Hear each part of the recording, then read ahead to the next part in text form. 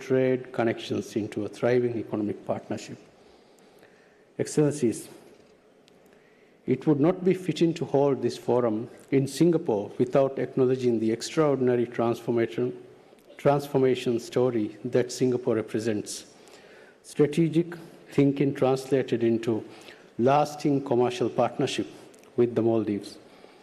Our relationship began with trade connections built on mutual respect and reliability. Many Maldivians fondly remember when Singapore Bazaar became a household name, symbolizing quality products and marking the beginning of our deeper economic relationship. Another testament to our enduring partnership is Singapore Airlines, its uninterrupted services to the Maldives, a commitment that has remained steadfast through economic prosperity and downturns alike, demonstrating unwavering confidence in our shared future. As tourism emerged as our cornerstone sector, Singaporean investors naturally became one of our largest sources of investment, generating significant contributions to national revenue while creating jobs and transferring invaluable knowledge. Distinguished delegates, today, under His Excellency President Dr. Mohamed Muiz's leadership, the Maldives is writing a new chapter of transformation. When President Muiz assumed office, he inherited our nation's most challenging economic situations, substantial debt, and complex headwinds that demanded bold leadership. Over the past 16 months, through strategic governance and decisive action, President Muiz has navigated these challenges while driving national transformation. His administration's ambitious targets reflect this strategic vision, growing GDP to 150 billion rupiah by 2028, increasing GDP per capita to US 17,000, generating 15% of GDP from creative industries by 2030, a vision which will effectively diversifying our economy beyond traditional sectors. Furthermore, the President is aiming for 33% renewable electricity by 2028 and has committed to achieving developed nation status by 2040 through our comprehensive 20-year national development plan. Central to this ambitious agenda are our special economic zones, with a bold target of attracting US $1 billion in investment within the next 5 years. In a pioneering development, President Muiz has expanded strategic investment areas to include sustainable township development, setting a minimum investment threshold of $500 million. We are pleased to announce that an initial permit has already been issued for a qualifying project. With the Solar City project agreement being signed at this very forum, our SEZ portfolio has reached a total commitment exceeding US $680 million, representing historic progress and demonstrating our strong trajectory towards a $1 billion milestone. Ladies and gentlemen, today's forum unites two inspiring experiences of island nations transforming, exemplifying how small island states with strategic thinking and bold leadership can achieve extraordinary results. We recognize and honor the Singaporean companies and investors who have contributed to our success over 5 decades, and we invite continued collaboration based on this proven track record. Our new foreign investment law, the first comprehensive update in over 40 years, alongside other reforms, creates the transparent, efficient business environment that forward-thinking companies both expect and deserve. The foundation built over 5 decades provide the platform for even greater achievements ahead. This forum represents the natural evolution of our partnership, from early trade relationships to strategic economic cooperation, guided by shared experience and mutual understanding. Together, we will continue proving that small island states will, with vision, determination, and strategic partnership, can achieve remarkable transformation. Thank you, and I wish you a very productive forum. Assalamu alaikum.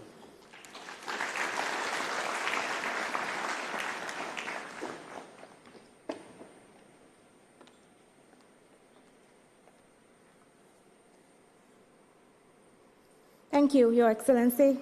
Ladies and gentlemen, we now invite you to a special presentation that reflects on 5 decades of Maldives and Singapore's partnership.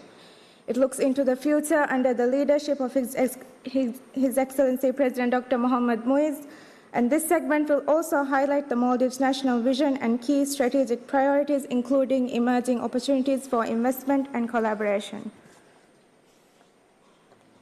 50 years ago, 2 island nations forged a partnership rooted in commerce and shared economic ambition. Today, that relationship continues to shape both their histories and define their futures. For 5 decades, Singapore has remained one of the Maldives' most trusted partners, a leading investor in its largest industry, tourism, and a key enabler of trade, connectivity, and development. From building world-class resorts and modernizing logistics to advancing technical cooperation and post-disaster recovery, Singaporean expertise has helped shape a resilient and dynamic Maldivian economy.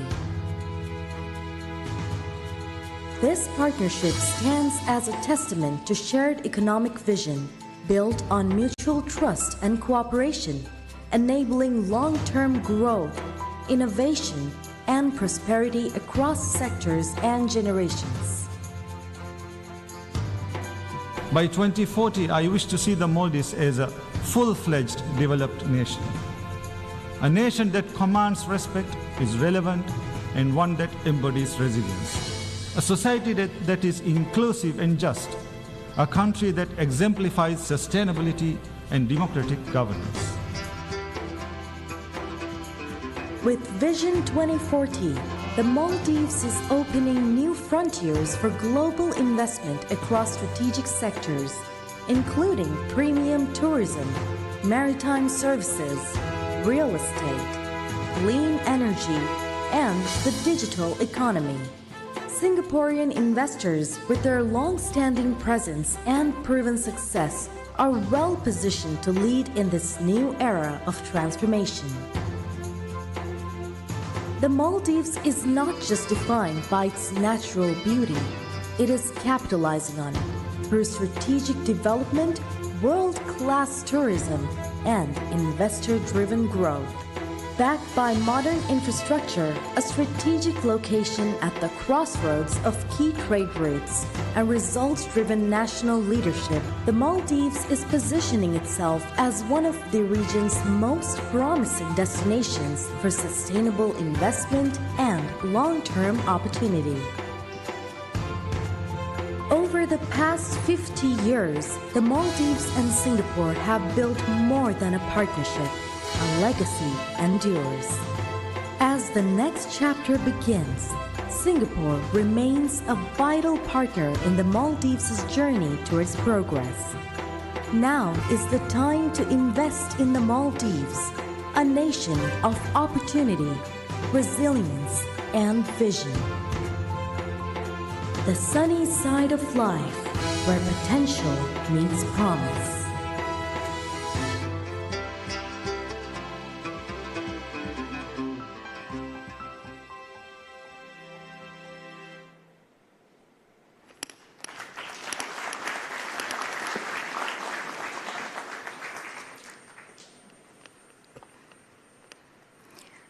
And that promise is already in motion.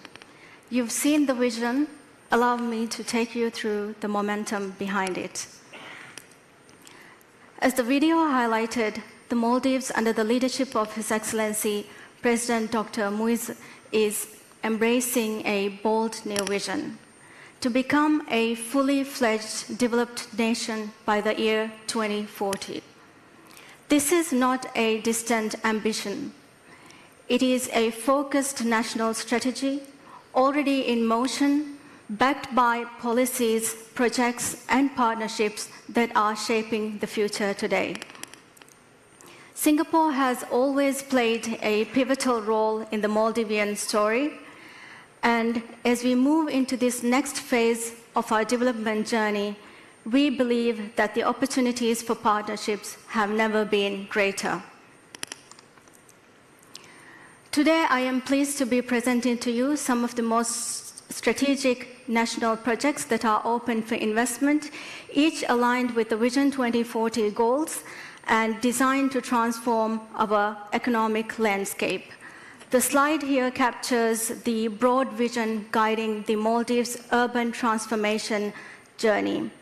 Our approach is threefold: flagship developments like Ras Malai, eco-city that represent smart, climate-resilient growth with regional impact, a nationwide housing program that delivers dignity, access, and opportunities for all Maldivians, strategic infrastructure investments that enhance connectivity, unlock the full potential of all our atolls, and support a diversified economy.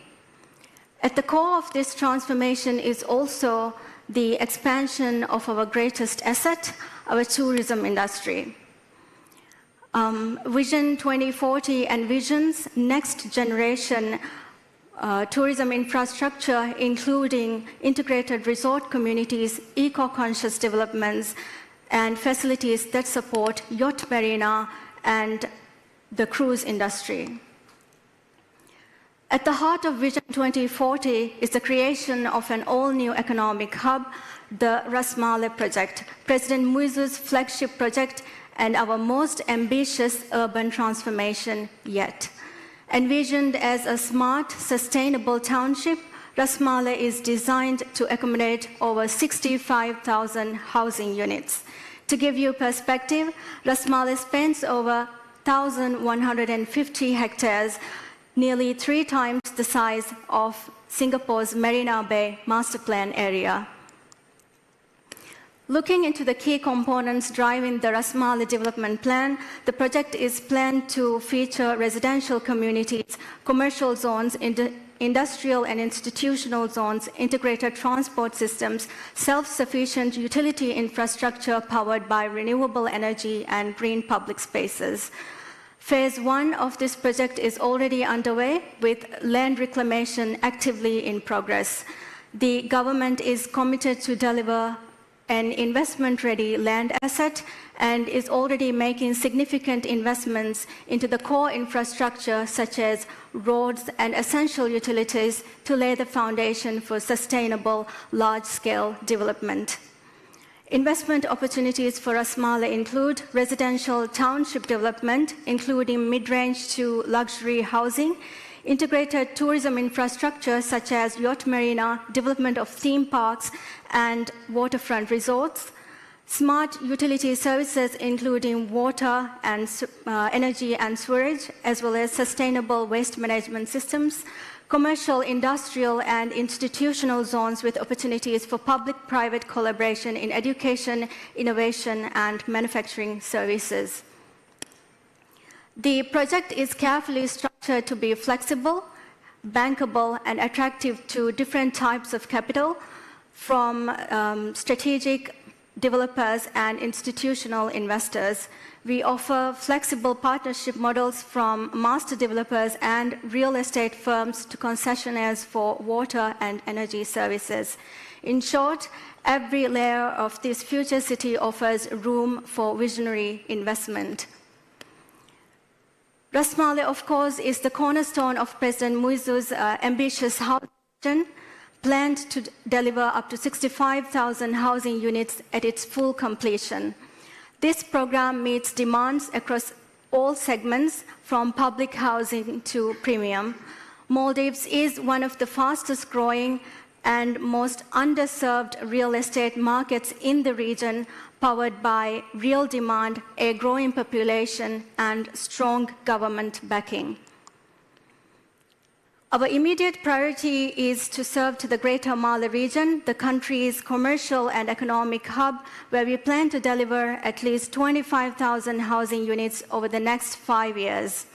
This includes 15,000 social housing units, 5,000 affordable homes, and 5,000 mid-range to luxury housing, offering a balanced mix designed to meet the diverse needs of our population. There are multiple models for engagement. For social and affordable housing, government is open to contractor-financed design and build arrangements. For mid to high-end housing, it's a straightforward real estate model to develop and sell. Looking into our next strategic project, this project is the Lamu Port and Bunkering Project. As the name itself says, is located in Lamu Atoll, location of mortgage, where high volumes of regional and international vessel services. The government is open for the project through a range of models. These include public-private partnerships, concession agreements, build, operate, transfer, and joint ventures. I am pleased to share that we will launch a formal expression of interest for this process for this project very soon. Under Vision 2040, tourism will continue to play a pivotal role in the Maldives' development. Tourism in Maldives is more than iconic, it's a global benchmark. We've been named the world's leading destination for the past 5 consecutive years in a row, and we continue to set the global standard for excellence. The Maldives offers some of the highest returns on tourism investments worldwide, and under Vision 2040, we are now expanding beyond traditional tourism. We are opening new areas such as wellness, sports, education, and medical tourism. There are new markets, new experiences, and a massive scale of untapped potential to be explored, and we welcome your investments to help accelerate this growth. Tourism projects are available through both open bidding and closed bidding process. In addition, we also have the cross-subsidization model where the investor commits finances or develops a strategic national project and in return gain access to a premium tourism island of the investor's choice. Excellencies, ladies and gentlemen, the projects that I've shared with you today, from Ras Mala to the Lamu Port project, from housing to tourism, are not just names on a slide. They represent real, investable opportunities to engage in the Maldives' next chapter of growth. Each of our initiatives are aligned with the national priorities under the Vision 2040, backed by strong political will and designed to deliver long-term value for our investors as well as the Maldivian people. We invite you to partner with us to not just invest, but to help support a strong, resilient, inclusive, and globally connected Maldives. Thank you.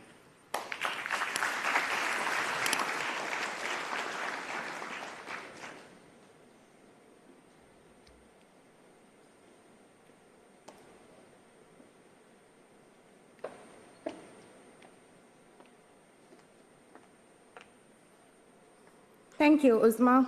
Ladies and gentlemen, we now have the honor of inviting Her Excellency Grace Fu, Minister for Sustainability and the Environment and Minister in charge of Trade Relations of Singapore, to deliver her address. Your Excellency.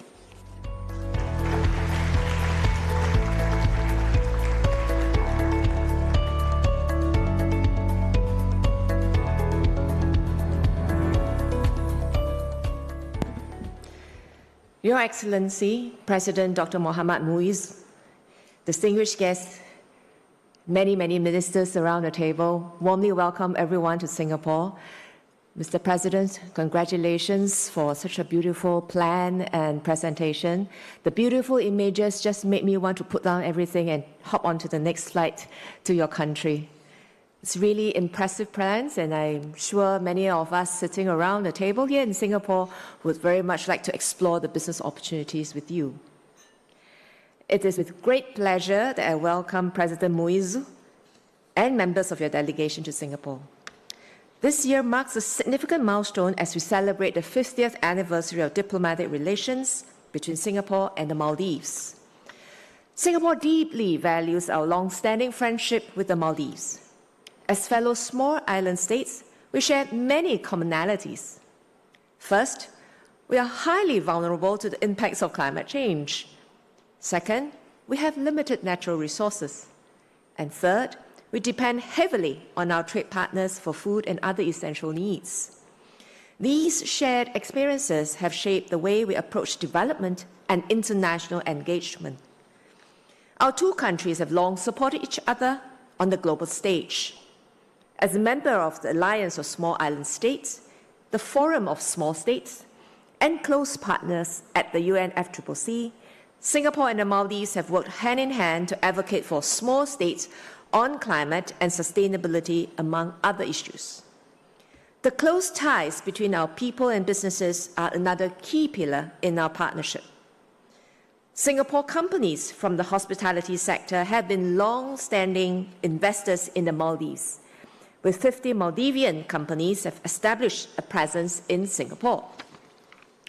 The Maldivian government's efforts to promote investments through this forum will further strengthen our partnership and open new avenues for collaboration between our businesses. Ladies and gentlemen, we are now living in a world marked by uncertainty. Geopolitical tensions, economic headwinds, and climate change continue to test our resilience. At times like this, Singapore hopes to work with like-minded partners to strengthen cooperation and chart paths forward together.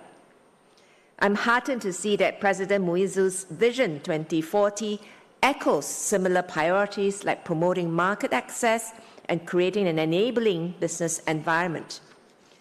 Singapore and the Maldives can collaborate more closely to promote investments and jointly tackle the existential challenge of climate change. First, there is strong potential for Singapore and Maldivian companies to pursue win-win partnerships. Singapore's strength in areas like infrastructure development, urban planning, digital services can support the Maldives in its journey towards a more diversified economy. Second, we look forward to deepening cooperation on climate and sustainability. Both Maldives and Singapore are firmly committed to advancing the global climate agenda. We are among the few countries that have submitted our updated nationally determined contributions for 2035. As of last month, only 21 countries, or 11% of all parties, have done so. On Singapore's part, we have been supporting our industries in the low-carbon transition by providing grants to improve energy efficiency and developing sectoral maps to guide each sector's efforts towards net zero. Happy to note that we signed an MOU on sustainability and environmental cooperation yesterday, paving the way for greater knowledge exchanges and collaboration. As we celebrate 50 years of diplomatic relations, let us look ahead and work towards another 50 years of strong partnership. To our Singapore business leaders, I urge you to work with partners in the Maldives to explore new opportunities for collaboration. To our government counterparts, we welcome further dialogue on how to bring our businesses and people closer together. As a friend of the Maldives, Singapore will continue to be a productive partner in pursuit of our shared goals for growth and prosperity. In closing, I would like to thank the organizers, the Ministry of Economic Development and Trade, and Ministry of Foreign Affairs of the Maldives, as well as the Singapore Business Federation for supporting the forum. This has been a valuable opportunity for our officials and businesses to engage meaningfully and strengthen the bonds between our countries. Thank you very much.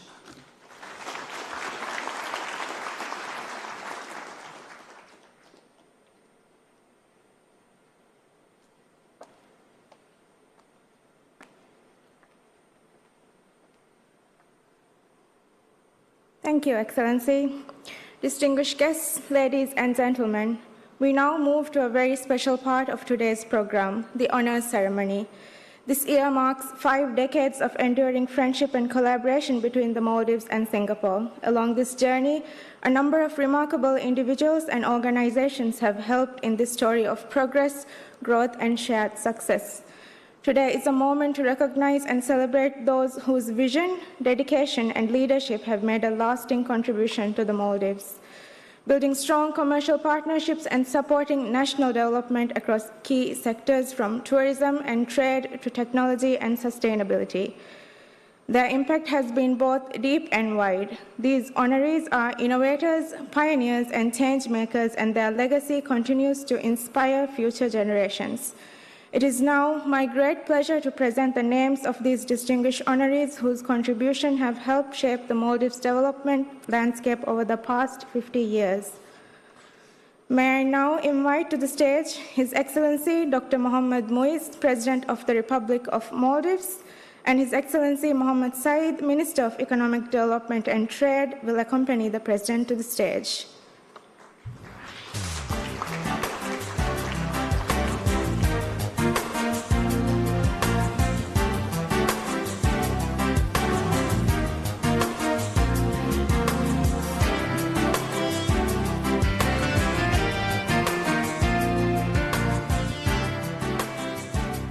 I will now begin with the announcement of individual honorees. Order of the Distinguished Rule of Izzuddin, late Mr. Ali Umar Manik. Receiving the award on behalf of the family is Mr. Qasim Abdullah.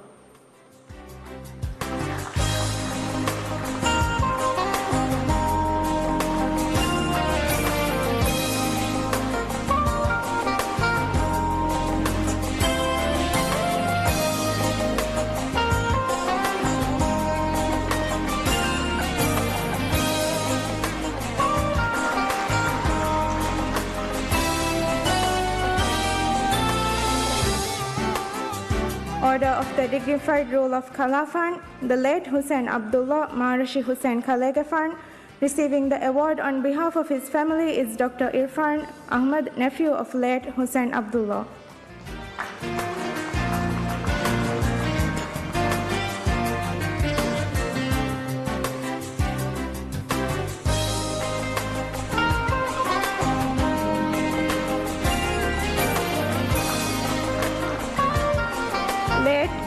D. Ahmad Didi. Receiving the award on behalf of the family is his son, Mr. Muhammad Ahmad.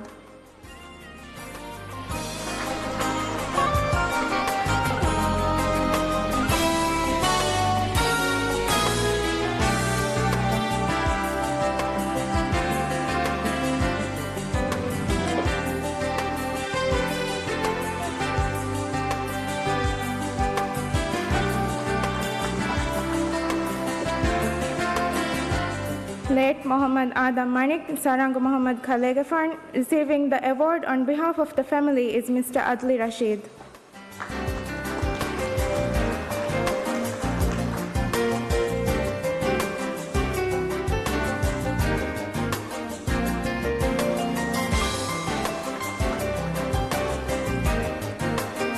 Late Muhammad Yusuf, Kuha Muhammad Yusuf. Receiving the award on behalf of the family is his eldest son, Mr. Ahmad Rashid.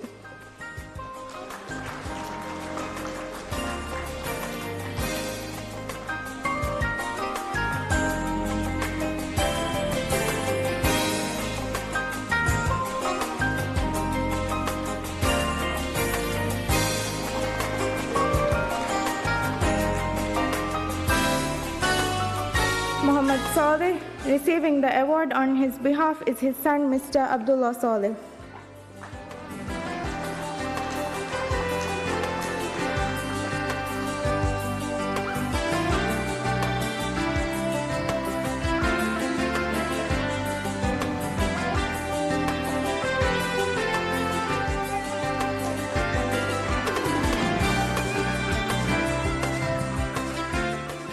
Ali Ahmad Minage Kudatutsu. Receiving the award on his behalf is Ms. Agisa Abdullah.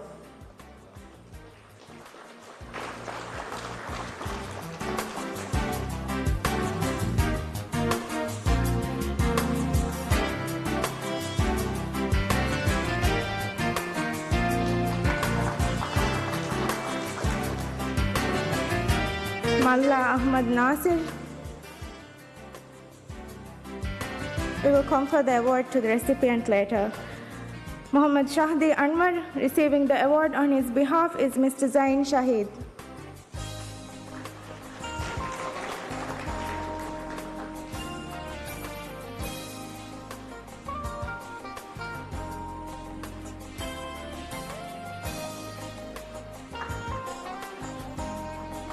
Muhammad Ali Jana.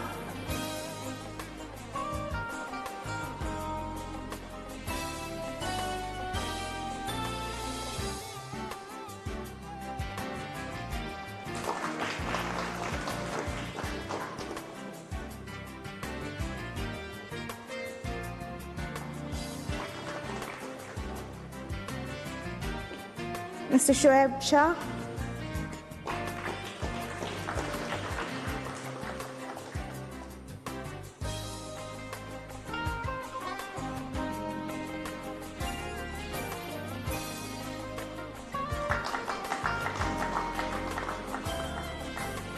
Mr. Kenneth Pereira.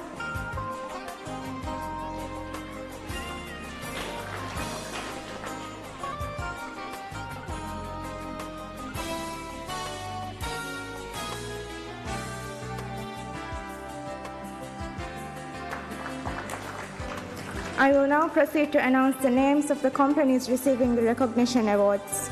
Singapore Airlines. The award will be received by the Senior Vice President, Sales and Marketing of Singapore Airlines, Mr. Vinod Kannan.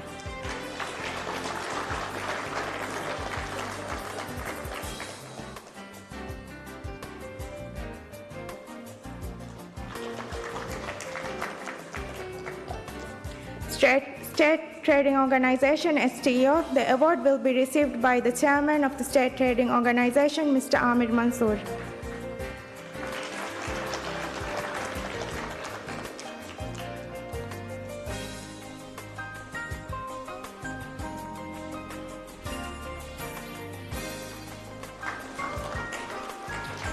Singapore Airport Terminal Services Private Limited. The award will be received by the Senior Vice President of SETS, Mr. Goh Siang Han.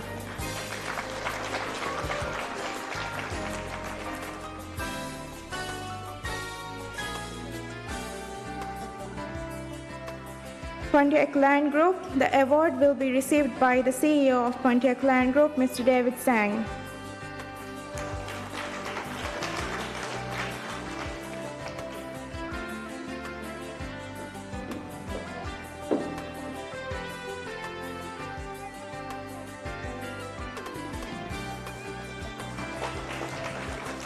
John Slang Lascelles, JLL. The award will be received by the Executive Vice President, Mr. Julian Nori.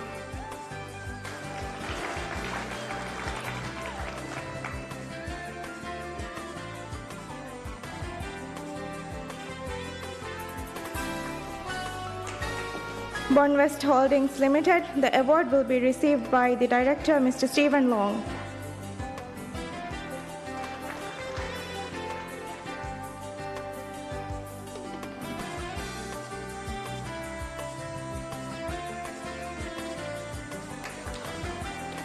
CDL Hospitality Trust. The award will be received by the CEO, Mr. Vincent Yeo.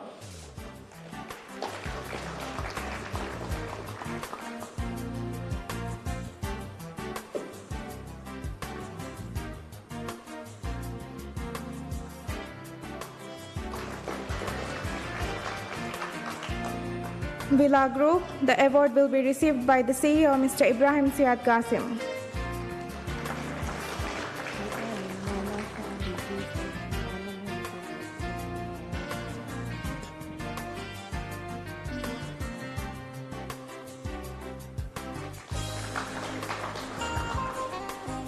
Chamba Brothers Private Limited. The award will be received on behalf of the company by Mr. Ahmad Nazir.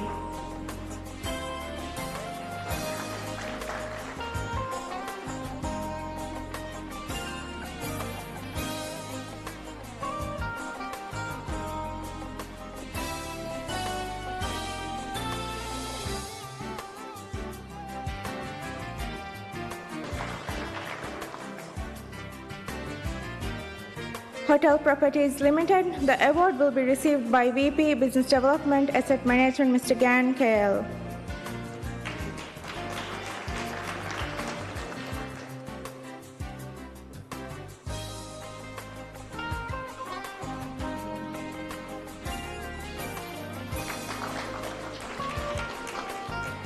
Kyung Hong Holdings Limited, award will be received by the CEO, Mr. Owen Zhu.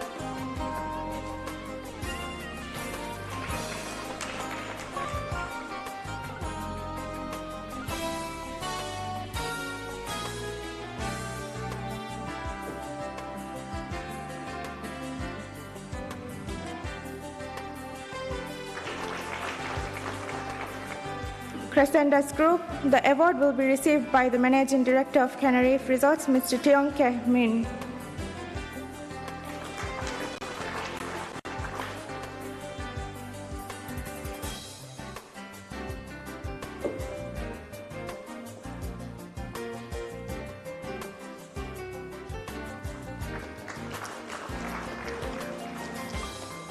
Banyan Group, the award will be received by Director of Sales and Marketing at Angsana Velavar, Ms. Judy Ong.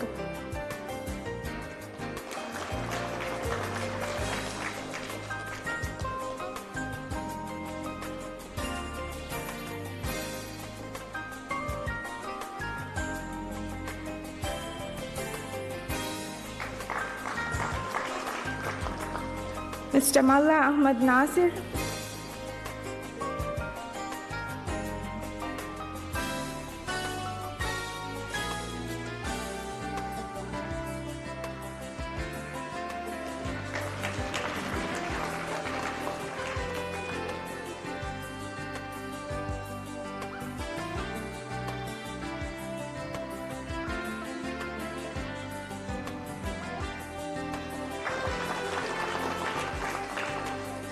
Thank you, Excellency President.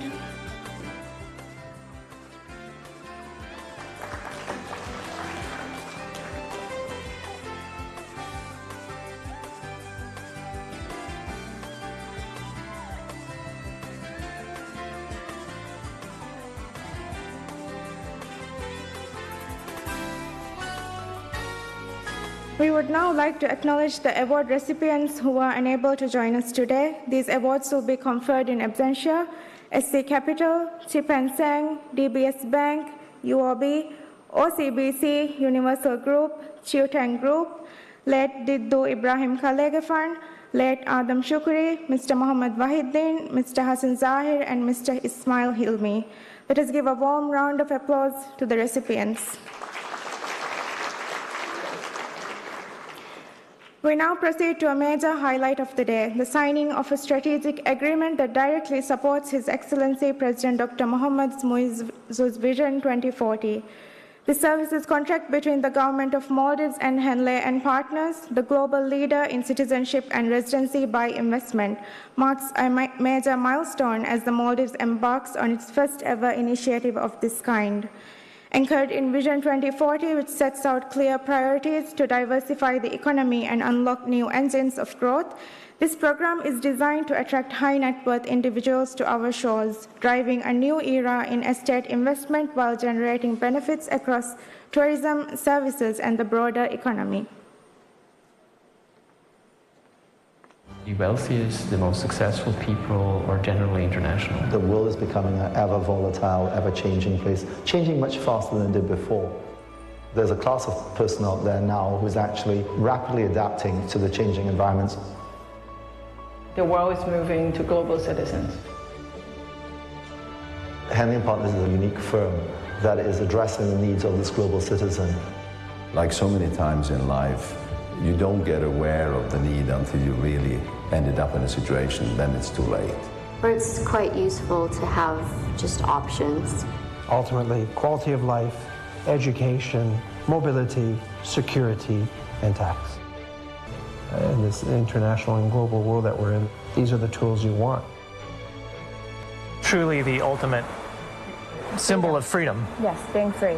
It's the ability to live where you want, travel where you want, raise your kids where you want, and not subject your family to the fate of where you happen to be born.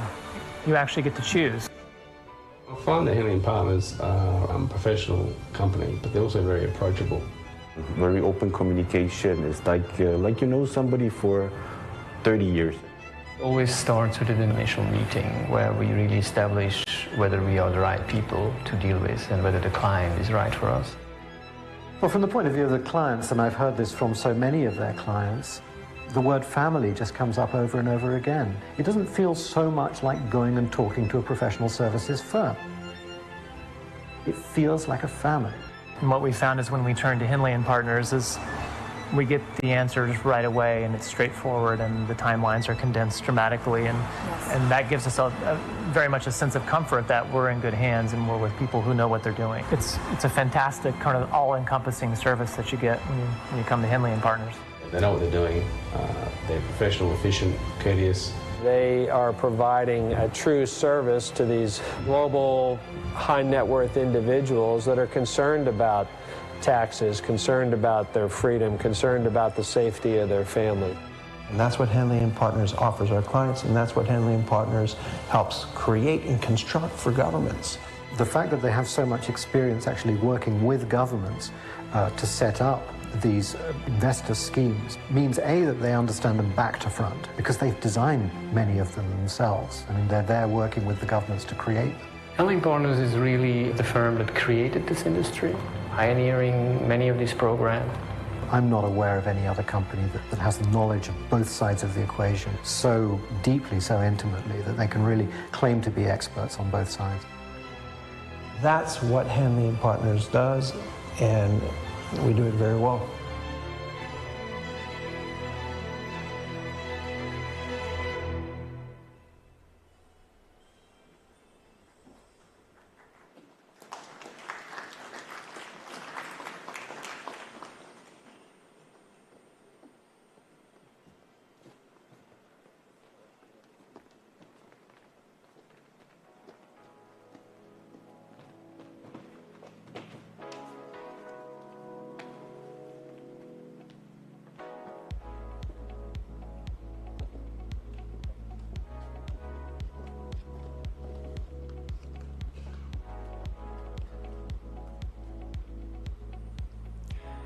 I would like to now invite to the stage His Excellency Mohammed Saeed, Minister of Economic Development and Trade, and Mr. Philippe Amaranti, Managing Partner, Henley & Partners, Middle East, for the signing.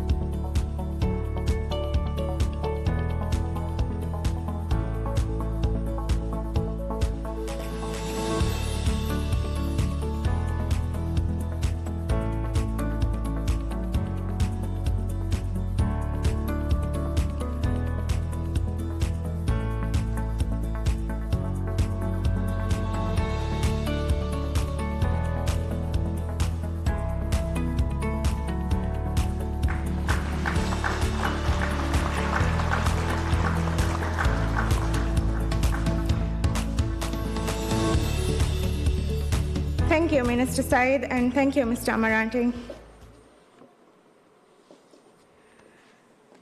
Ladies and gentlemen, we will now witness the signing of a Memorandum of Understanding between the Ministry of Finance and Planning of the Republic of Maldives and the Singapore Cooperation Enterprise. I would like to kindly call upon stage His Excellency Musa Zamir, Minister of Finance and Planning, and Mr. Tay Lian Chu, Deputy Chief Executive Officer for Singaporean Cooperation Enterprise.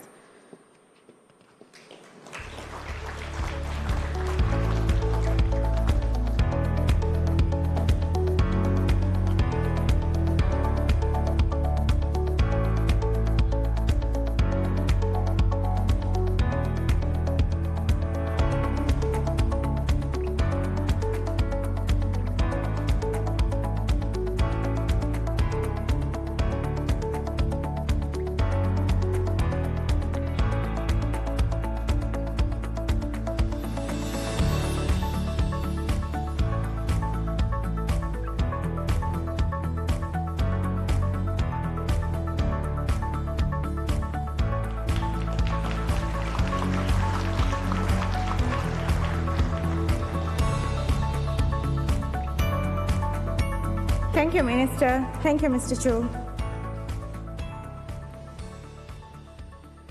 Honorable guests, next on our agenda is the signing of the landmark investment agreement for the 100-megawatt floating solar project, the first project for which a permit has been issued under the Special Economic Zones framework. This project supports His Excellency President Dr. Mohammad Muizzu's pledge to generate 33% of the country's electricity needs from renewable sources by 2028. To sign this agreement, I would like to invite on stage on behalf of the Government of Maldives, Minister of Tourism and Environment, His Excellency Tariq Ibrahim, and Mr. James Coulter, ED Managing Director of Abraxas Power Maldives APM SPV Private Limited.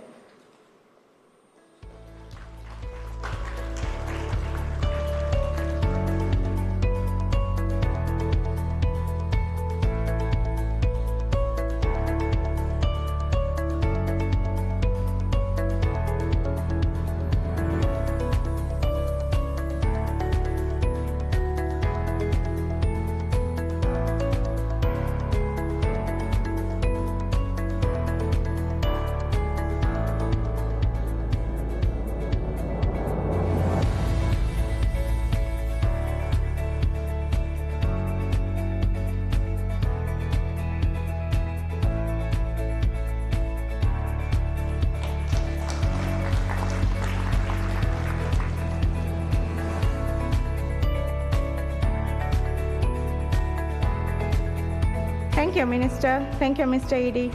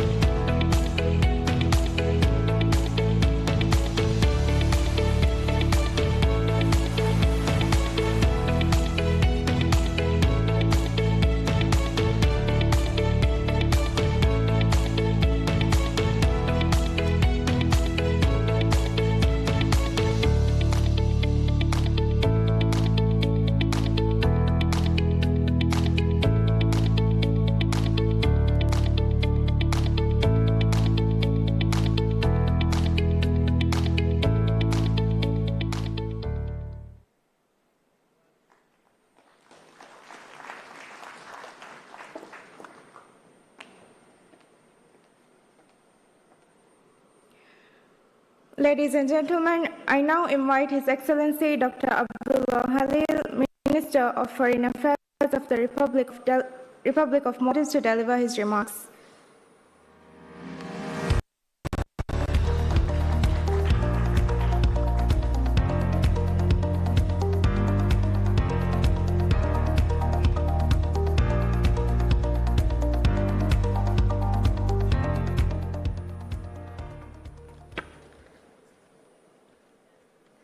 Bismillah ar-Rahman ar-Rahim. And a very good morning to you all. President, His Excellency Dr. Mohammad Muizz, Her Excellency Grace Fu Hai Yen, Minister for Sustainability and Environment and Minister in charge of Trade Relations of Singapore, Excellencies, distinguished guests, ladies and gentlemen, Assalamu alaikum, and a very good morning to you all. Let me begin by commending His Excellency, the President for his visionary insights which highlight our nation's forward-looking path and the vital role partnership will play in driving our next phase of economic transformation. At the outset, I would like to express my appreciation for the opportunity to be part of this important and meaningful platform, one to foster deeper economic transformation and integration. This year is a significant year in our partnership. It is a year we celebrate a milestone that speaks volumes about the power of enduring partnership between both nations. 50 years ago, the Maldives and Singapore formalized diplomatic ties, a bond forged in the early days of our independence, rooted in mutual respect and common aspirations.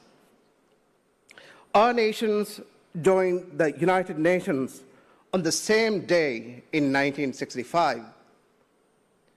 That shared moment in history was not just symbolic.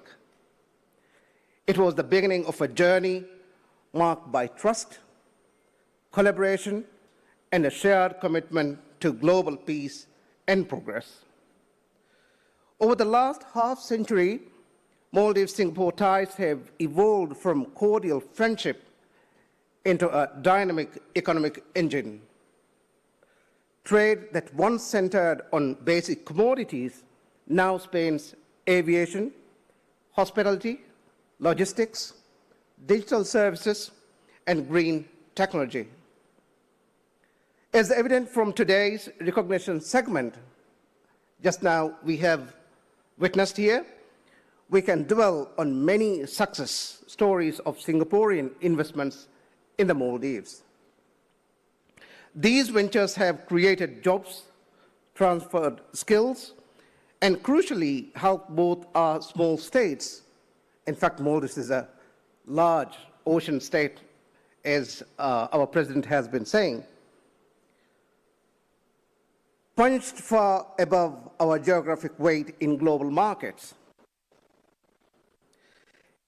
Having journeyed through 50 years of shared progress, we are ready to elevate our engagement for deeper economic cooperation, innovation-driven growth, and partnerships that create value for both our people and the region. This momentous state visit by President Dr. Mohamed Moise stands as a testament of our commitment and opens a significant chapter in our strategic partnership. As presented here today, President Dr. Moise's administration is determined to unlock a new tiers of opportunities. Our revitalized Special Economic Zone framework offers end-to-end infrastructure, single window clearance, and tax incentives for high-value projects in data localization, biopharma, and marine innovation. Complementing this is the new Foreign Investment Act, as our economic minister has just now highlighted here, modeled on best practice, which guarantees transparent dispute resolutions and repatriation of profits. Taken together, they provide a stable and predictable environment for investors. But policy alone is never enough. Partnerships power progress. We therefore invite Singapore's private sector to co-create in priority areas. As we celebrate 5 decades of diplomatic friendship, let us set our sights on the next 50 years of economic co-creation, transforming resilience into competitiveness and shared values into shared prosperity.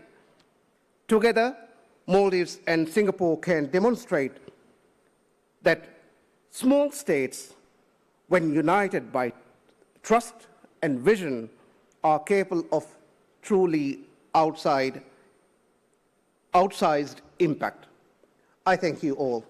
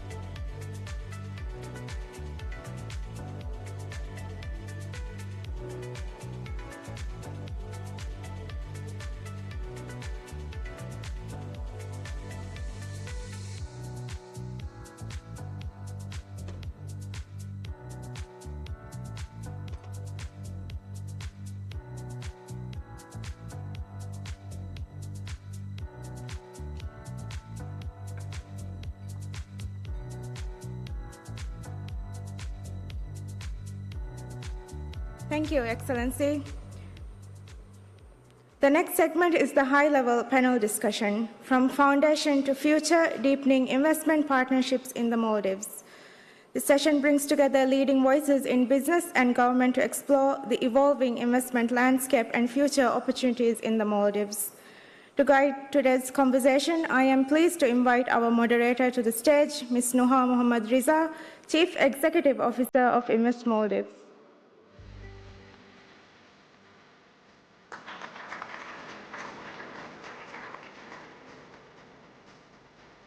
I now invite our distinguished panelists to join Ms. Nuha on stage. His Excellency Tariq Ibrahim, Minister of Tourism and Environment.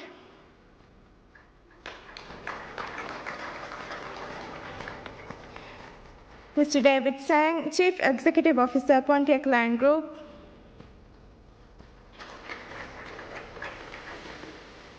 Mr. Ibrahim Siad Qasim, Chief Executive Officer, Villa Group.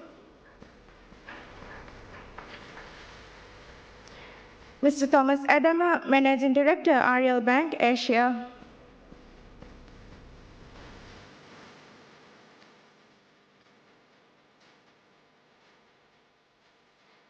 Mr. Khalid Hassan Al-Hamadi, Chief Executive Officer, Ooredoo.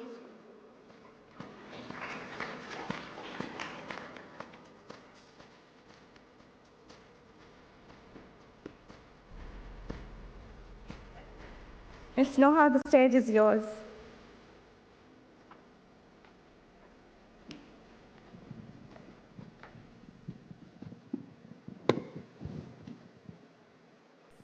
Excellency President, Cabinet Ministers, distinguished guests, and our esteemed panelists, a very good morning to you all. It is my privilege to welcome you to this high-level discussion as we celebrate 50 years of commercial and economic relations between the Maldives and Singapore. Today, we bring together the Minister of Tourism and Environment, along with 4 seasoned business leaders who have each contributed significantly to the development journey of the Maldives. A very warm welcome to you all. Please join me in introducing the Minister of Tourism, Mr. Tariq Ibrahim, Mr. David Zhang, CEO of Pontiac Land Group, the leading developer behind the largest hospitality project in the Maldives, Fari Islands, comprising of Patina Maldives and the Ritz-Carlton, Mr. Siad Qasim, the Managing Director of the Villa Group, one of the leading business conglomerates in the Maldives, with their business ranging from tourism, shipping, and trading. Mr. Thomas Adamer, Managing Director of Ariel Bank, a long-term development partner and financing partner of the Maldives, who has been industry for close to 20 years now, believed in the potential of the Maldives beyond tourism and is now driving nationwide connectivity and digitization. With that, let us begin the discussion for today. Our title is From Foundation to Future, What Lies Ahead, of course, in the eyes of our speakers here today. Made the Maldives stand out investments and Thank you. Thank you very much. I think as everyone has seen from the visuals, what's there not to like about the Maldives? It's a beautiful destination. When we first looked at it, we considered it a very special place, a very unique place that has just unparalleled natural beauty, and also the privacy and exclusivity of being able to create something on a unique private island. These are two strong foundations to be able to create something that is of luxury and privacy that is very hard to replicate out there. For us, we think that the Maldives is a really unique canvas for us to import our values of design excellence, sustainability, and community to create something different in the Maldives. We became involved with Faroe Islands only in 2015, so we weren't one of the early pioneers. And when we started looking at the project, there was a lot of very strong attributes already established. There was already very good tourism infrastructure. There was a young population that was being trained to do tourism and perform at a high level. And there was strong government support, behind tourism as one of the main key pillars for the country. What excited us was looking ahead at the growth of the Maldives and the growth of tourism in the Maldives and how we thought it would evolve. Up to that point, I would say a lot of the tourism in the Maldives was more about couples and a very popular destination for honeymooners to go. But we saw that that would evolve over time. We saw that it would not be a destination that people went once or twice in their life. We thought about how to create something that would be a place that people would go to regularly, that it would not only be these couples and honeymooners, but as they started establishing their families, would want to bring their families back to have the same experience. So we really widened the outlook of what was possible, started expanding into creating something that was also more family, multi-generational, and also with an idea that even further down the line, we could create something that would be a center for conferences, for forums, for interesting dialogues that were really relevant to the Maldives, climate change and sustainability being two of those pillars. So for us, it was tremendous potential and great government support. And our ambition was to really try to add value and create a larger scale project instead of just one island, one resort, to develop 4 islands and have 3 world-class destinations within one lagoon that would have privacy and exclusivity, but would also have connectivity amongst the resorts if you wanted slightly different experience. So we believe with that would help create a next generation of tourism and travel to the Maldives, and that's really what excited us. Thank you, Mr. Zhang. As you would understand, for really large-scale projects like the Faroe Islands, financing is very important. I would like to pose this next question to Mr. Adamer, who has been active in the Maldives, as I mentioned before, for the past 20 years. So what are the most notable changes you've seen in the Maldives in terms of project bankability and institutional engagement over the time you have been lending to the Maldives? Well, we started with the first financing in the Maldives in 2006, and it was a pleasure to see Mr. Nazir in the audience and saying hello to him. That was the start. We trusted a local company, and that's how we developed over the years. What I have seen over the last couple of years is an institutionalization of the market, where you see not only Maldivian players in the market, but also foreign private equity funds. There are names like Blackstone, KSL, Ares. We have worked with all of them. And we have seen that the liquidity trading resorts has also increased massively. And the Maldives is probably one of the most liquid markets in trading of resorts in the Indian Ocean. What we need for our business, and that's where we're very thankful to the Ministry of Tourism, is your support, because you hold the mortgages for the bank, which are important for us to finance. So we have seen vast improvement in terms of liquidity, government support, and the 180 resorts you have are a solid base to continue development. Thank you, Mr. Adama. We've just heard from Mr. Zhang and Mr. Adama of the changes that has happened over time. I would like to invite Minister Thorik for some policy perspective. In terms from a policy standpoint, what are some of the initiatives and priorities that the government is rolling out to deliver a more conducive and secure investment environment for foreign investors? Thank you. From the policy perspective, our largest priority and the biggest priority has been to create a liberal, transparent and future-ready investment environment in the Maldives. Today, the Maldives allows 100% foreign ownership in key sectors like tourism, large-scale real estate and energy sector. And this is a clear and intentional signal from our openness to long-term strategic investors. We believe that enabling the full foreign investment participation in these sectors not only attracts capital but also brings knowledge and technology and partnership that supports sustainable national growth. Also, to complement it, we have enacted a new foreign investment law that aligns with international best practices. This updated legal framework offers greater clarity and consistency. It also facilitates the implementation of bilateral investment treaties, including the one with Singapore that is now nearing finalization. This treaty will actually provide Singapore investors with protections that go beyond domestic laws, giving added insurance and reinforcing the confidence in choosing the Maldives as a reliable investment destination. In parallel, we are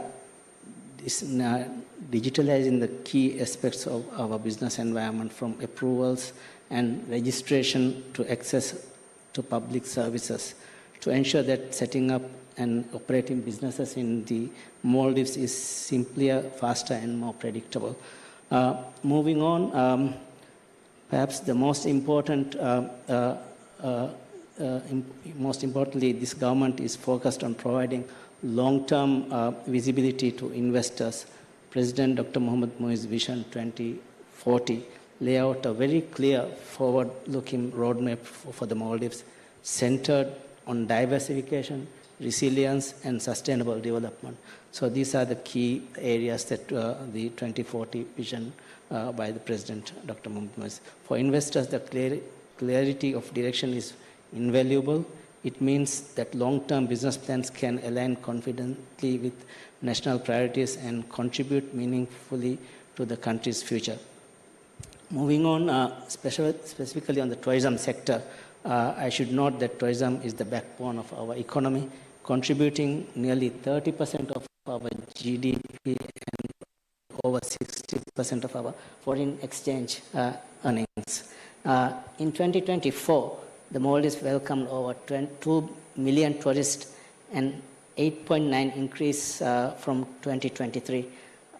With continued growth, the expansion of Velana International Airport will increase the capacity to 7.5 million passengers annually.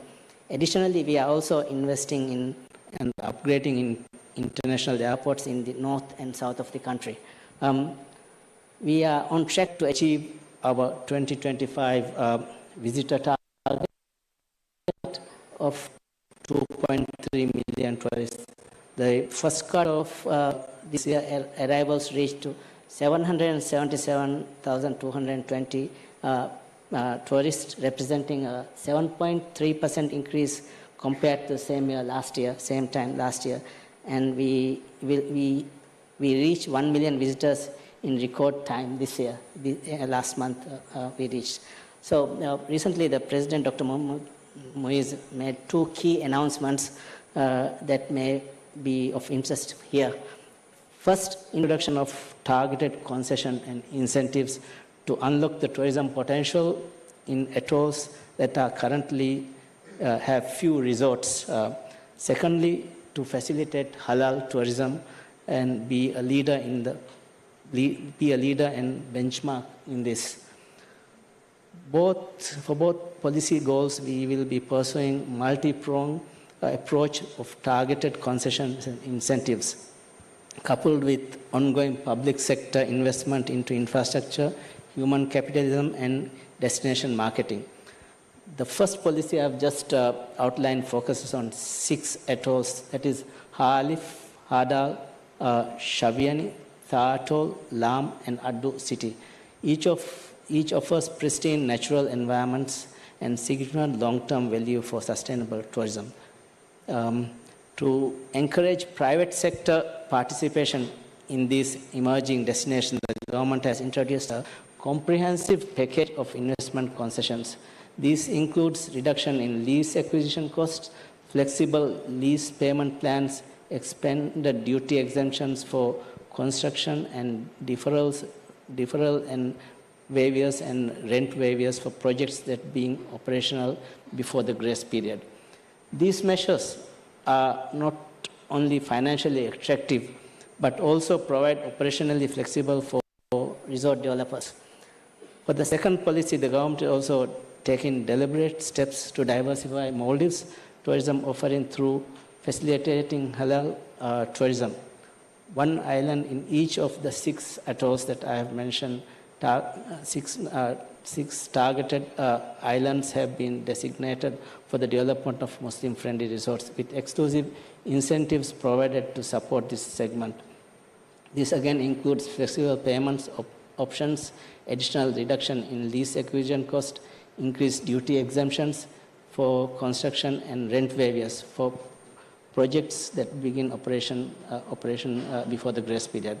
Finally, the target measures reflect the government's commitment to support inclusive, culturally sensitive tourism development and position the Maldives as an emerging destination for halal-conscious travelers. For investors, this represents an opportunity to lead in a growing global market segment with strong demand, particularly with the Southeast Asia and Middle East market and beyond. Thank you very much. Thank you, Minister, for the very comprehensive details on the plans and the projects moving forward.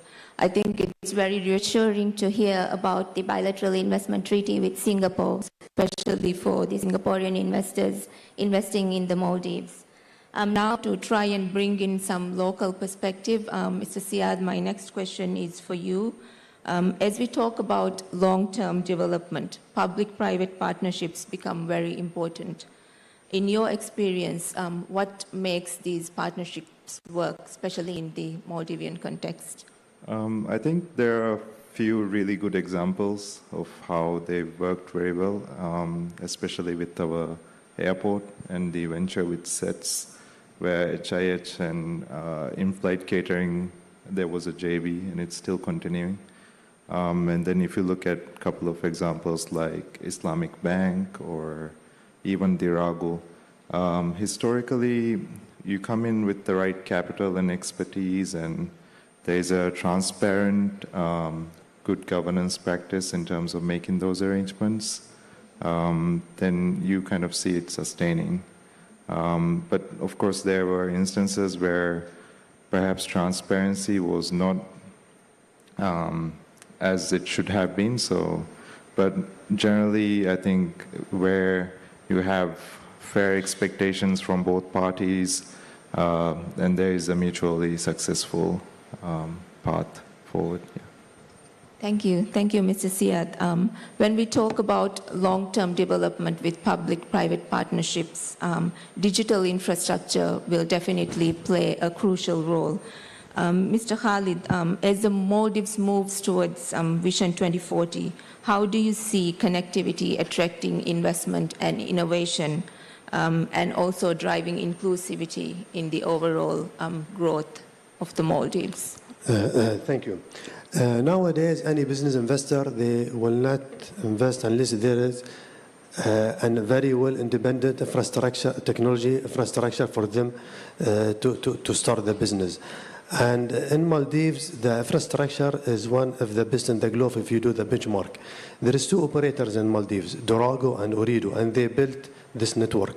Maldives is connected to 6 submarine cables, one of them direct to Singapore, Sri Lanka, India, and Marseille in Europe.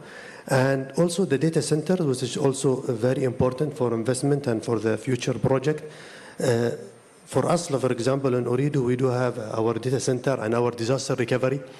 And those data centers are linked with other OPCOs under Ooredoo names, under the Ooredoo groups. And whenever we do signing any deals with the hyperscalers, Maldives always will be part of this. For example, Google, Microsoft, and Meta. And the most interesting one is the last one, NVIDIA. NVIDIA have an agreement to be operated in Maldives. So tomorrow, if any investor is interested to do a project heavily independent in AI and the use of the GPUs that from NVIDIA, we are ready to do this as soon as today. So this is how the ready Maldives when it comes to technology infrastructure. Also, there is 2 points. For example, Mr. David is one of my customers. And I love this type of customer because they give a very challenging requirement. They want like a minimum number of sites for their project. So we came with an innovation called Fiber Rings, where we are connecting Batina, Ritz-Carlton, and the Staff Islands, and the new project with less tower as per their requirement. And also, this was a secret, but I want to also let you know about it. In Maldives, we implemented something called 5G private network in one of the resort. And what is this? This is like you putting an imaginary dome on a certain areas where all the network will be covered. So what does this mean in a very simple language? Will be no requirement for all the wiring and the spaghettis and this extra cost. So the investor will be getting an advantage of this. And inshallah soon, will be the first in the world to be happening in a resort and hospitality. And inshallah, very soon, when it is complete, we will going to do a PR about it. And there is a lot of eyes from global. They want to see how this is going to work. And to do this in the Maldives, it shows how resilience is the infrastructure to do. Also, 1 month ago, the government of Maldives introduced the Maldives 2.0, which is the digital transformations in the government. And this will make a huge change for the BTC and B2B, and it will enhance the digital experience and the future in the Maldives. Thank you, Mr. Khalid. Closely linked to connectivity is also sustainability. Mr. Adama, from your experience in the region, how are changing market trends affecting the way investors think about sustainability and resilience in the Maldives? All banks, that also includes our Singaporean competitors and lenders, are increasingly bound by regulation, whether it's the MES or the ECB. They want banks to become lenders to greener projects. That is all over the region in any country. One of the big interesting advantages for me, and I've observed that a couple of times also through our own lending in the Maldives, the one island, one hotel concept has interesting characteristics. You're self-sustaining in your energy production and consumption. So normally you have 5, 6, 4 diesel generators. And we like really in our financing to support solar. Because supporting solar with our loans leads to immediate immediate replacement of diesel consumption, which is something also internally very visible and easy to argument. You lose less diesel, X number of liters saved a year, and you replace it by solar. That's a very powerful internal argument. And I think the Maldives, and we have heard it a couple of times this morning, solar is something very powerful, very central to the politics of the government, and that really distinguishes the Maldives. Any project we finance, we will ask, how much is your solar content? Can we give you a couple of extra millions in financing to install more solar? One interesting debate that is still ongoing, can you put solar on the roofs of the villas? Or is that distracting to the customers? You only keep it on the back of house. Can you use lagoons? So solar is one of the very central distinguishing factors in sustainability for us. Smaller initiatives we like, purify your own water. I think that is also very different to what I see in other tourism centers. Replace straws, plastic straws with paper. All of these measures create a picture also not only for the bank and the regulator, but also for the consumer, that the money they are spending on is aligned also with maybe their personal goals.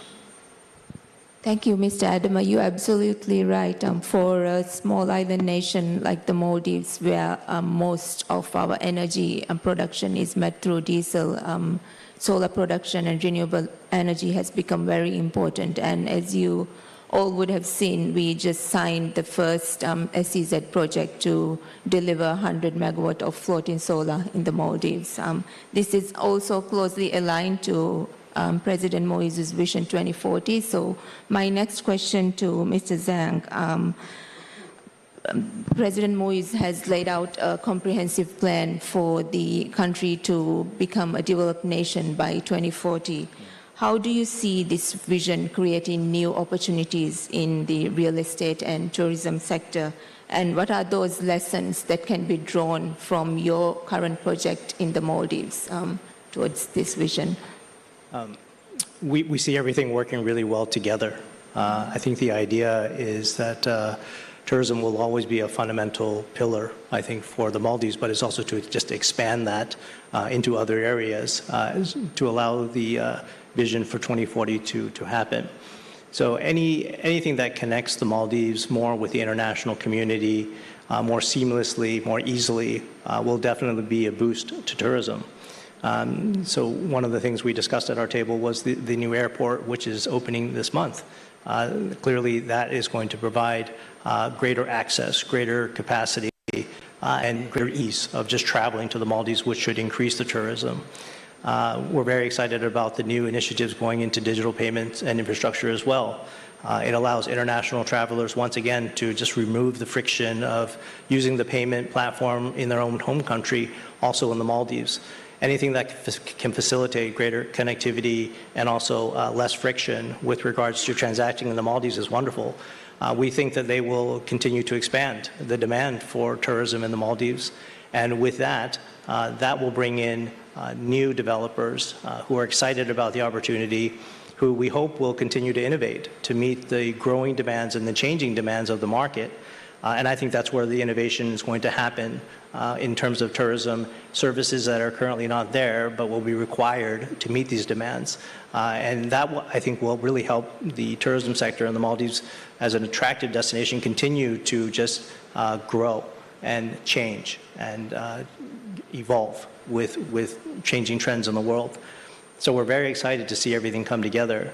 I think for us, we have a lot of lessons learned developing in the Maldives. Firstly, developing something so in such an environmentally sensitive and delicate environment really required us to also just think about new technologies. How do we develop? How do we incorporate more prefabrication? How do we use materials which are have less of a carbon impact? And how do we develop that in probably one of the most sensitive marine life regions of the world? And how do we protect that? How do we restore that? How do we look at new technologies in terms of how to bring that coral back into life? So it's very exciting for us. You know, we think it's a wonderful opportunity to see the country continue to expand and grow, and we think all of that will continue just to support the continuous development of tourism in the Maldives. I think it'll continue to be one of the top destinations in the world for luxury premium travel. And as I mentioned earlier, I see that also evolving with more conferences and discussions and groups going to the Maldives, not just for leisure, but actually for a more specific practical purpose to either study marine life, changing climate conditions, and also looking to see how new research and new projects evolve and develop over time so that they can also learn for their own countries as well. Thank you, Mr. Zhang. With a lot of these new opportunities and new projects coming up, Minister Thorik, there also comes the responsibility to develop sustainably given the small island concept and of the Maldives. What are the government's plans to balance high-value tourism growth while driving environmental sustainability? That's a good question. Yeah, Maldives is a small island development state, and everything we do is habit sustainability embedded on everything we do across the board. And as just now, and we also now take very seriously on the spatial planning aspect, which will enable distributed tourism benefits across all the atolls. And I just wanted to highlight what Adam just now said on the renewable energy, especially solar. President Dr. Mohamed Moise he announced on COP28 that 33% of the renewable energy, 33% of the energy, electricity created in the Maldives or produced in the Maldives has to be 33% of that electricity has to be from renewable energy by 2028. So this work we have started, like it's almost 1.5, it's going to be 2 years.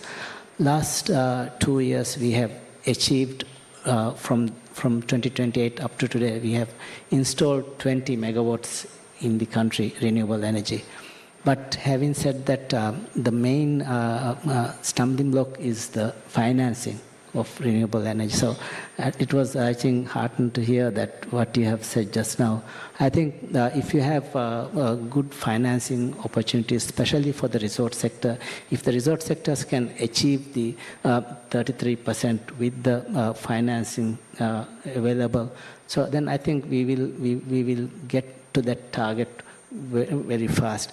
Resort sector represents about 250 megawatts installed capacity, and then the rest is another 250 megawatts. Total of around 500 megawatts are here in the Maldives right now installed. So I think we are on the public sector. We are trying to have a lot of different programs to install solar panels, but I think if we can really focus on the renewable energy on the resort sector with the financing, because it's easy for the resorts to get the financing. You know, the other day I was at Mandu, where you have your development.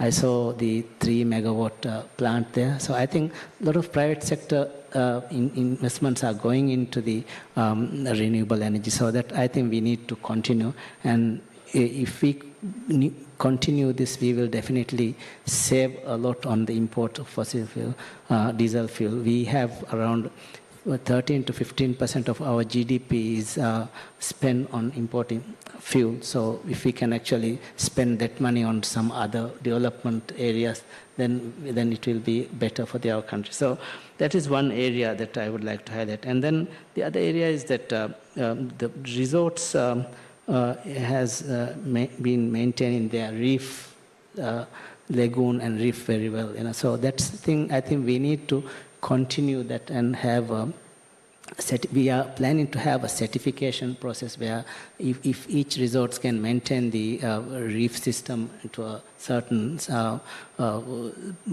degree, so that we will be able to certify that resort as an environmentally sustainable or environmental badge will be given. So that way we can actually improve the sustainability when the resort operators, plus you will have a marketing opportunity. And then one more important thing is we have not talked about is the waste management. One of the biggest issues that we face in the Maldives, be it in the resort sector or on the islands, 182 islands we have inhabited islands, and 170 resorts are there. One of the important environmental issue, and to be sustainable, we need to have a very effective waste management system within the islands. So our President, Dr. Mohamed Moiz, one of the pledges by end of this year on all the local islands, 182 islands, that we are now developing waste management centers with the proper equipments for them to manage the waste within the island. So, but that's not all, because each island, small islands, we cannot manage the waste properly, so we need to take out the waste and then manage in the central location. So we are doing that as well. However, in the resorts can only open with an incinerator in the island. But I think we need to still think further on how well are you doing that. So I think interestingly, I think if you can actually have more of focus on segregation, proper segregation and management of these incinerators, I think we will get to the stage where we have a long-term environmental sustainability on even in waste management. And we have touched on the water production. There's also, each island has its own water production or desalination plant. And this is very costly again, to run this. So I think some islands, very few islands, we have seen integrated water resource management, which means you harvest rainwater, you do the desalinated water, and then also you use the harness solar power to run the RO plant. So this can be integrated, and I think in the future resorts must also try to see integrated water resource management is something that you could look in, especially the new developments when you are doing the design, specifically for if you can do the design to harness rainwater, then it can be done. And then we also have just now heard that whether only the back of house can have the solar panels, or why not we have the front of house rooms, the solar panels. I think your rooms, you have the front of house, but it was designed that way. So I think we need to have good designers and also include our local architects, engineers on this, so that you can actually enhance the design. We have a lot of good engineers, architects even here. So I think we should encourage them to give their input on this, and definitely we will have a very long-term environmental sustainability if we do all these things. Thank you very much. Thank you, Minister. It's very heartening to hear how passionate you are about balancing environmental sustainability with tourism growth. Mr. Siad, Villa Group has grown from a strong tourism foundation to a diversified business. How has this long-term multi-sectoral approach helped you build lasting partnerships, and how do you see it contributing to the growth and development agenda of the country? I think often of the times when we invested in new industries, we really relied on different partners coming on board. Earlier, when we initially built Sun Island, there was a lot of development capital which came in with IFC. When we built our fuel infrastructure, gas infrastructure, there was support from other development banks as well. I think it's essential, especially if you want to do things which are new, because you are relying on expertise which you often may not have. So you rely on others to get that expertise to sequence and progress to achieve the visions which you have. So I think in terms of setting up partnerships for success, it again, going back to what I was saying earlier, transparency, shared value system, a kind of similarly shared vision, general direction heading in the same way helps a lot and is essential. I think generally, in terms of also what I want to add is it's also good to have key pre-agreed things initially in terms of what happens if someone wants to exit, how are they going to do that, and so on and so forth. But again, going back to what you were saying, to develop these different sectors, what we understand as a group is the Maldives and the resources which the Maldives has, and some limitations, but we do see them as opportunities, using resources to achieve different things. So at the moment, our biggest focus is on aviation side, where we are looking to see how we can develop key infrastructure that supports the general connectivity in the Maldives. Yeah. Thank you. Thank you, Mr. Siad. As we begin to close, I have this last question to you, Mr. Khalid. Looking ahead, which areas of investment and innovation do you think will be the most transformative for the Maldives in the coming decade, especially considering Vision 2040 of President Dr. Moise? Sure. The Maldives is still a green field for investment, and the door is still widely open for people to come and invest in the Maldives. I'm not talking only in hospitalities. There is Maldives is still a demanding market. The demand is higher than supply. So we should not also consider investing in the hospitality, as there is so many field and segment, from energy, from suppliers, from so many things that could be also to be invested. For example, Ooredoo came as an investment to the countries, and next month we are celebrating 20th being in the Maldives.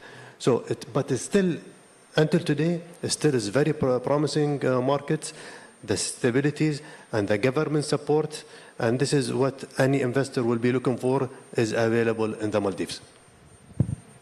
Thank you, Mr. Khalid. We have almost come to the end of the session now. But before we end, I would like to ask one question from all the private sector panelists here, especially the foreign panelists. What is the single most important factor that has helped you build a successful partnership in the Maldives? Mr. Zhang, would you like to go first? Single most important factor. I would say to have a long-term vision of what you want to achieve and work in partnership with the local community. Thank you. Mr. Adama, would you like to? I stay with the business. Credit is the Latin word for trust, and trust is one of the most important aspects for me. I'm only traveling and doing business in the Maldives for about 7 years now, but I've always felt welcome, not only by the government, but also by local businessmen. And we make it a point that we are there 4 or 5 times a year, not always only me, but different people from the team. And trust and the development of trust and meeting people, looking at the assets is one of the most important things for me. Thank you. Mr. Khalid? In a short term, Maldives is not a complicated place to do a business or to investment. So all the critical things that any investor would like to have in one place, I think Maldives is giving those. So what else you could ask for? Thank you very much. Thank you all the panelists for your valuable time and the very productive discussions. It's been an honor for me to moderate this session, and I hope the audience will be taking back with them a more deeper understanding of the prospects and possibilities to invest in the Maldives. Thank you all very much, and wish you all a very pleasant day ahead.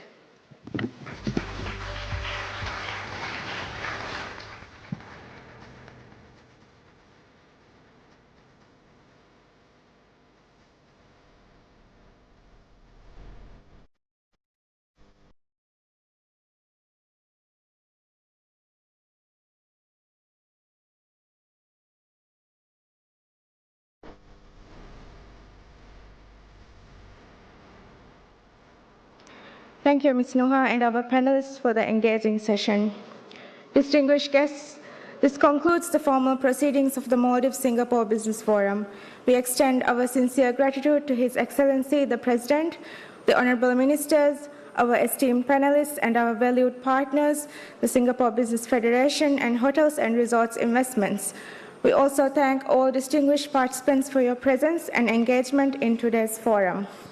The meaningful discussions and agreements reached today reflect the strength and immense potential of Maldives and Singapore's economic cooperation. Thank you for being part of this historic occasion. We look forward to the continued growth and the deepening of our partnership. Thank you.